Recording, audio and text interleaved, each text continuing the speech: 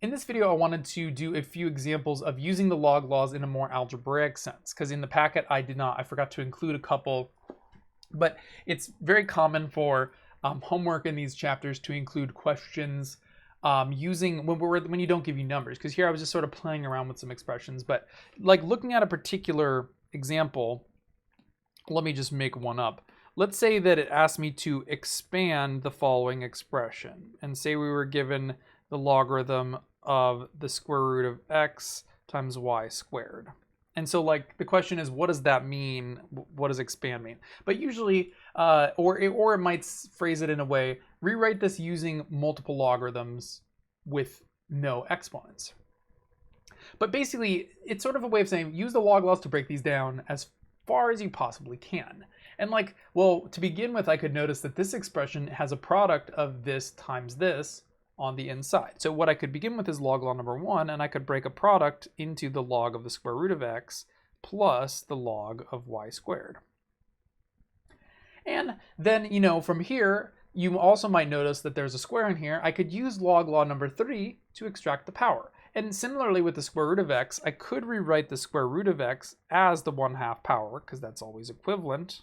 Because remember, the nth root of x is always equal to x to the 1 over n, revisiting our algebra. So I could kind of rewrite each of these expressions using an exponential form, and then I could drop those exponents out front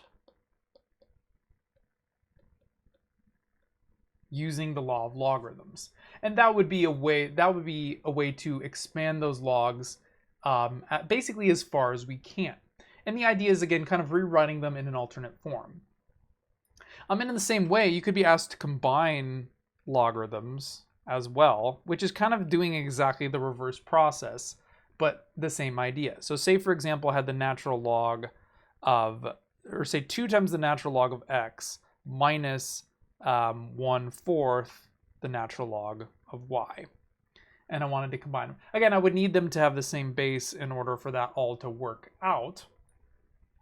But what I like, noticing that I have a log minus a log could imply that, okay, I want to use log law number 2 because log minus log makes this. But another thing about the algebra here is that if you do have a coefficient in front of your logarithm, like 2 and 1/4, you need to put those in first. So before I use log law number 2 to combine them together, these numbers out front will get in the way of the algebra. So I could always start by changing this to the natural log of x squared minus the natural log of y to the 1/4. And remember that the 1/4 power is equal to the 4th root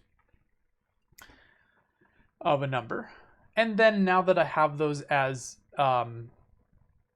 just ln minus ln, now I could apply log law number 2, which would state that this would change into a singular log of the first divided by the second.